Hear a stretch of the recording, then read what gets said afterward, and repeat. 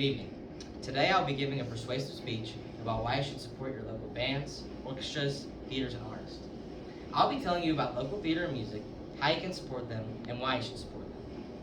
In West Virginia, art is slowly dying off. Music jobs are being cut, programs are dying, and elementary arts are non-existent in most places. It is a sad reality. It does not have to be. Most bands run off money given to them by the community, by fundraiser, or by other various donations. At my school, the band's buses, travel, lodging are not paid for. Buses are either paid out of our pockets or donated to us by a community member. New equipment is not paid for by the county or school board. Recently, we got new uniforms. All 75 uniforms were purchased with money from donations by many different community members. So, it's obvious that bands do not get much funding from the schools, and whatever funding they do get, they typically must hold on to it rather than spend it all at once.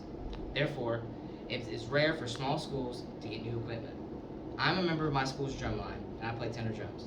We have not gotten new drums in over 5 years, and the newest drums we got, our backup drums, are over 20 years old. Our band gets a lot of funding through running concessions for football games. Every football game, our band parents and boosters work the concession stand. This is something that brings in a lot of revenue and money for the band. We also have various fundraisers throughout the season. One of the biggest fundraisers is the Mums fundraiser, where we sell different colored pots of mums. Another program in which I participate in is the Stage program, a local children's theater organization in which I have participated in since 6th grade. Whether as an actor, musician, or crew member, I've been in every stage show since 2017.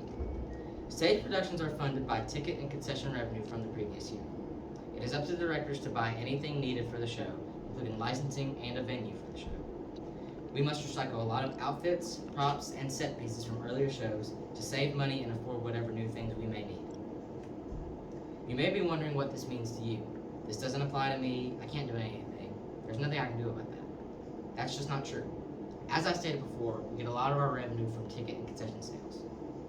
So, the more people present at these concerts, shows, and football games, the more our programs will thrive. Your attendance can make a difference in these programs. Usually, the ticket and concession prices are ridiculously cheap for what you are getting, so there's no excuse not to attend these productions. If you show up, you're already supporting the program. Plus, you'll probably have an enjoyable time if you go. These students put a lot of work into their craft, and perfecting it for that very moment and being there for them makes all the difference in their performance. In this speech, I told you about local theater and music, how to support them, and why you should support them. I hope in this speech I have persuaded you to attend concerts and shows, as well as to support the local arts. As I said in my last speech, if you do not support the arts will die. I will leave you with another quote. Canadian author Jan Martel once said, "If we citizens do not support our artists, then we sacrifice our imagination on the altar of crude reality, and we end up believing in nothing and having worthless dreams." Thank you for listening to my speech.